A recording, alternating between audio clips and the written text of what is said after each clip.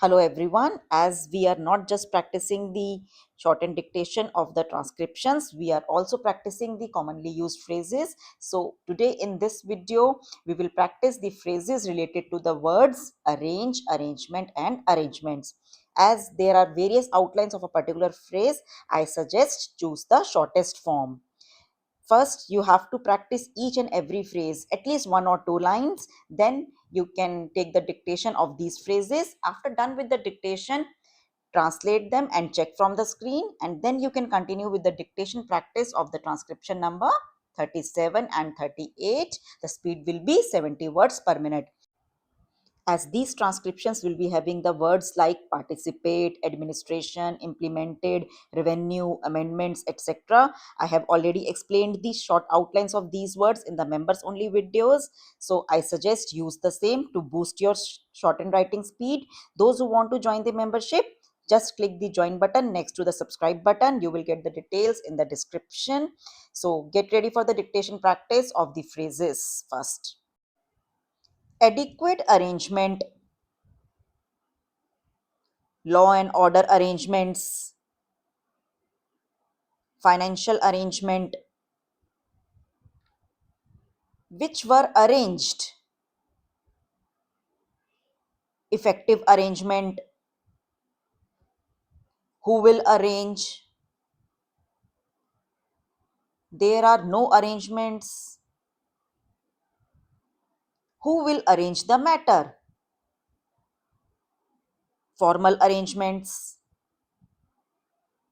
temporary arrangements, please make arrangement, local arrangements, permanent arrangement, which were arranged, personal arrangements, which was arranged, formal arrangement, adequate arrangements. Stop, translate and check from the screen. Get ready for the dictation practice of transcription number 37. Madam, Deputy Chairman, I rise to participate in this discussion, not with a view to ventilate particular grievances or to secure concessions and relief in the taxation measures.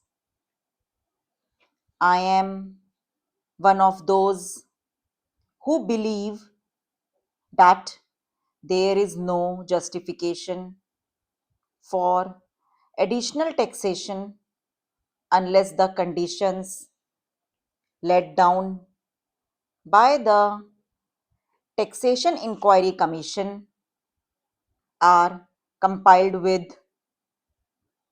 It was a commission presided over by no less a person than Dr. John Mathai, one of our illustrious finance ministers, and it laid down that there was no justification for any additional taxation unless we compiled with two or three conditions.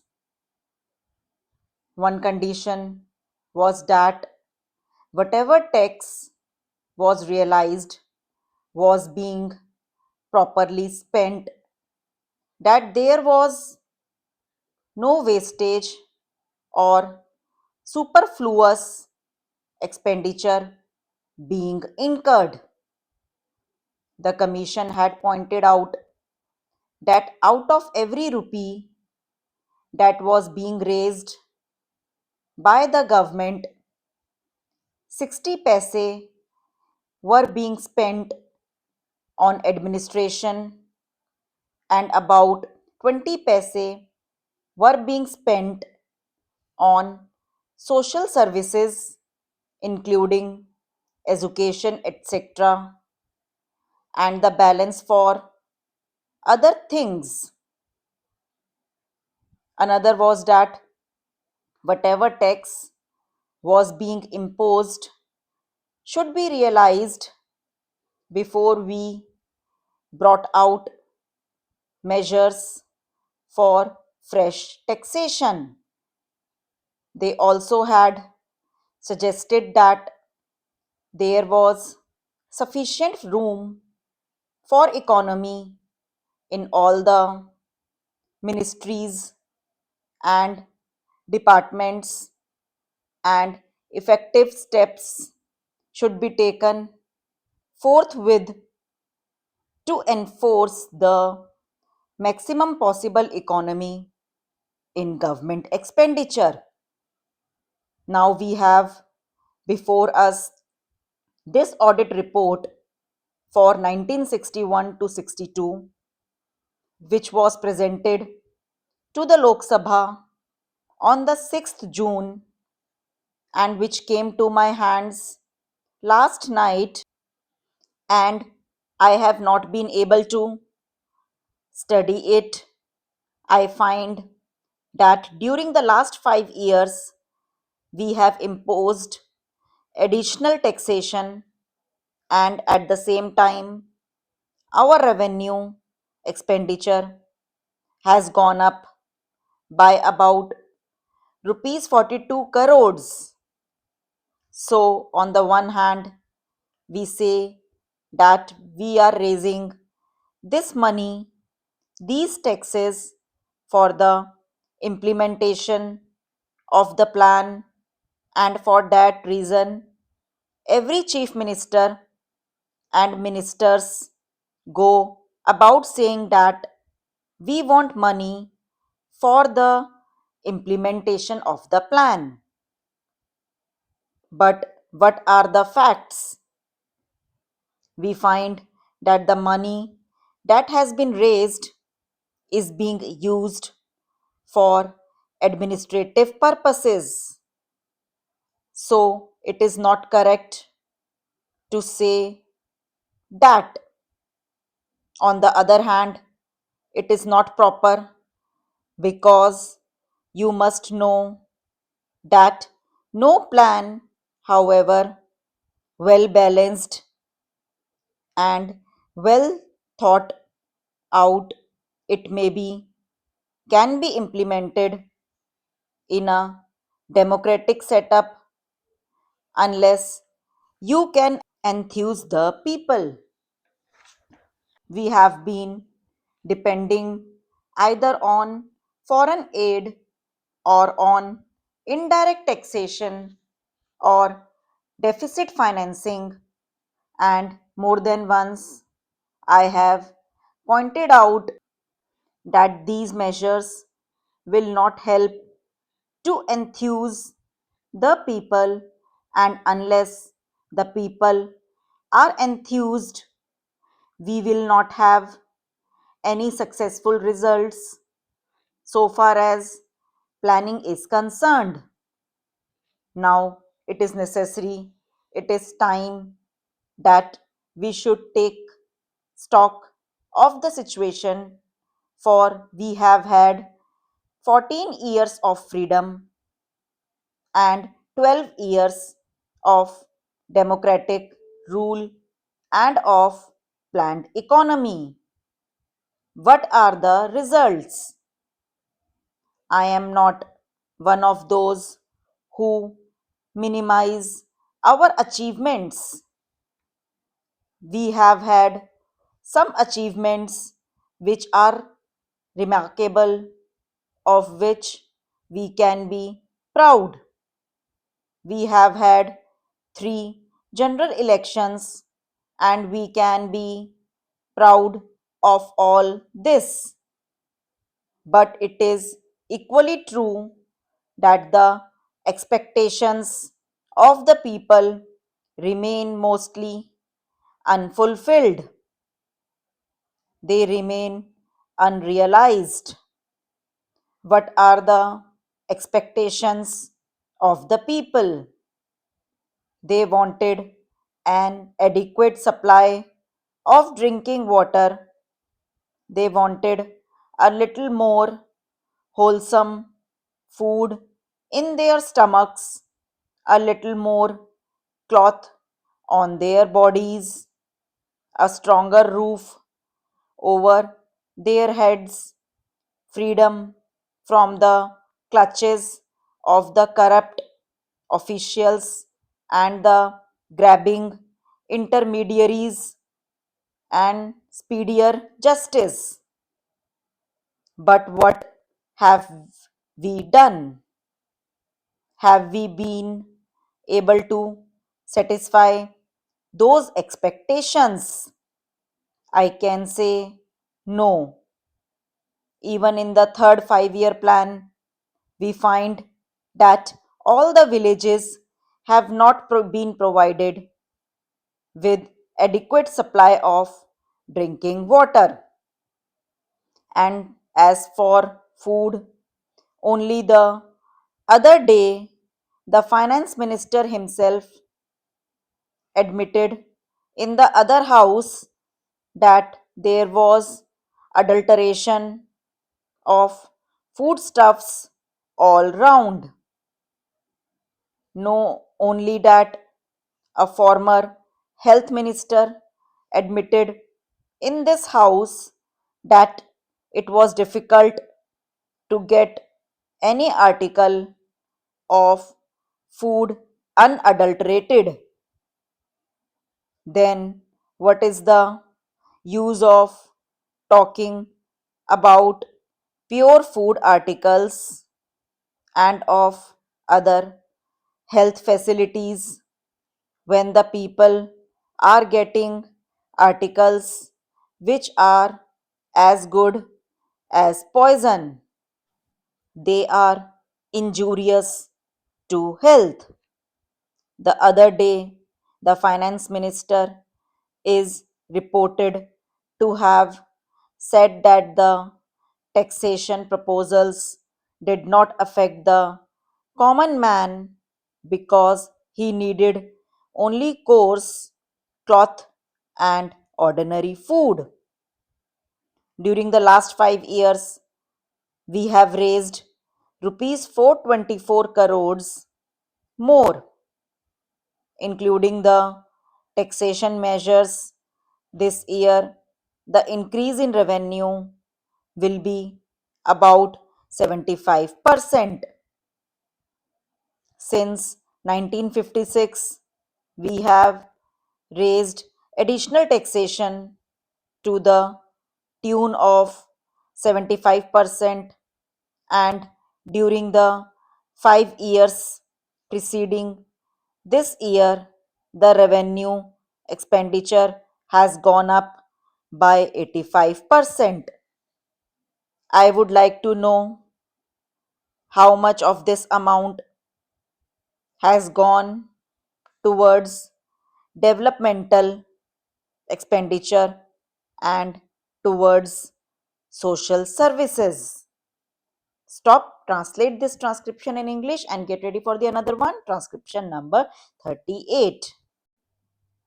Mr. Vice Chairman, sir, it was felt for a long time that the Limitation Act of 1908, which had certain amendments, deserved reconsideration in all its aspects.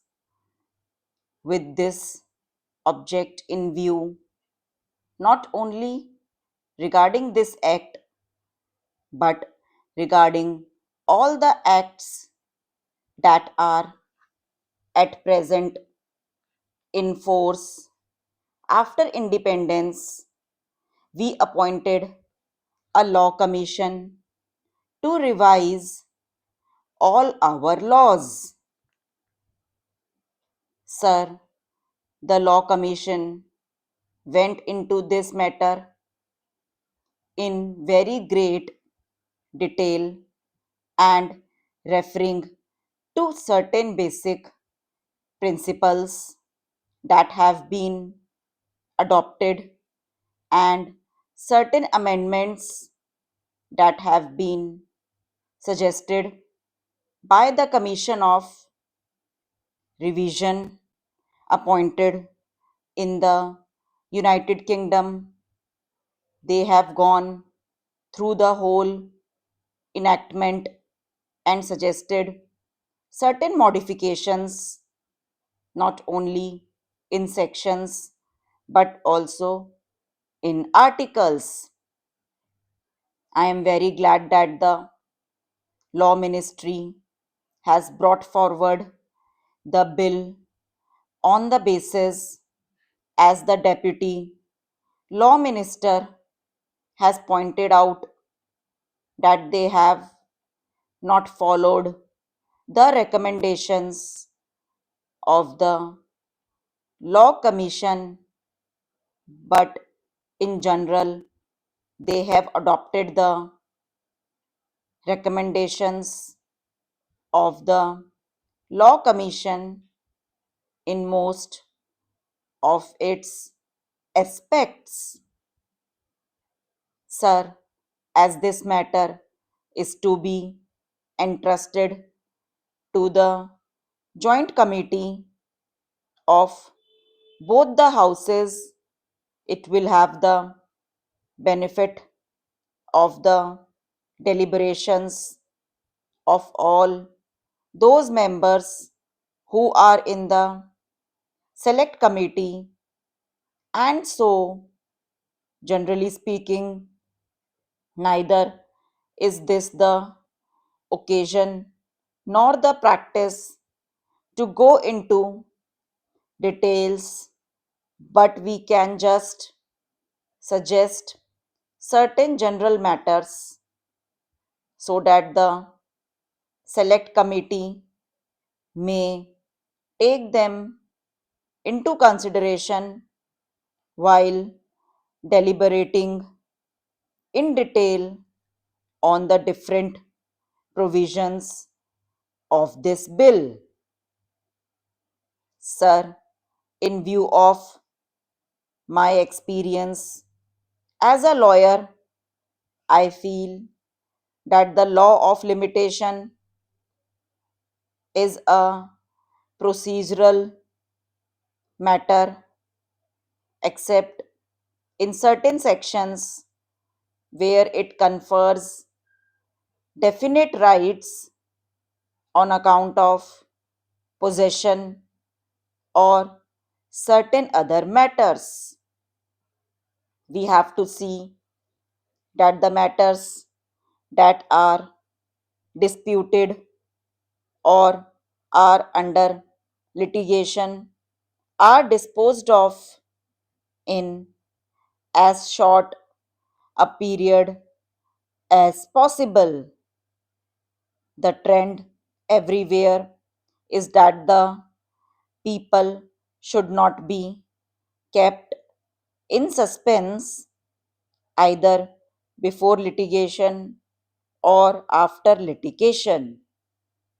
So, my humble suggestion to the members of the select committee will be to see that the course of litigation is as much circumscribed, as much reduced as is possible in consonance with the basic principle of fairness, justice, and equity. To substantiate what I am submitting, I would give an example, and the members of the select committee will go into details of the Law Commission report. So far as matters relating to trustees to whom the property has been entrusted, or in case of disability as minors or insane persons, and similar cases are concerned, of course, we will have to take all necessary precautions, and if necessary, we can extend the time so that these persons who are suffering under any disability should not, in the long run, suffer on account of the provisions of the Limitation Act. That is one of the fundamental things which I hope the select committee will bear in mind. Apart from these two considerations, the other consideration that I will place before the select committee is relating to property, whether it is on the basis of contract or otherwise. I am glad that they are trying to very much simplify things by including definite categories into a simple form. Similarly, by including petitions in applications, they are trying to cover up a bigger scope, and all these details I need not go into at this stage, but I would request that they get the time reduced rather than extend it. For instance, in money matters, instead of 3 years, I would be happy if it is a case of 1 year. In matters of land, of course, those days when there were big zamindars, big talukdars, or jagirdars were different. Now the whole trend has changed.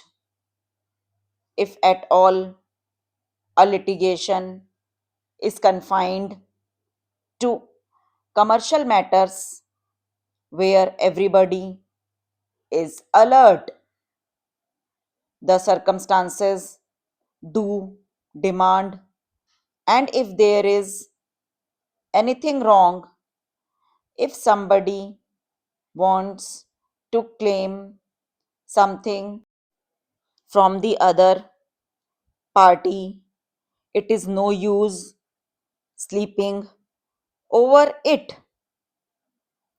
So, the period of limitation should be considered in all these matters from this angle, that so far as possible, let the litigation be introduced, or let the suit be filed as early as possible, and accordingly the disposal could also be done. So, I would request the select committee to take the changed circumstances of the country into consideration and come to the conclusion to simplify matters, and let us reduce it so that the limitation, as far as possible, may be reduced. We know that protracted disputes go on, as I have just pointed out, which give rise to different interpretations as is evident from the Law Commission report, and the different high courts have taken different views on certain matters.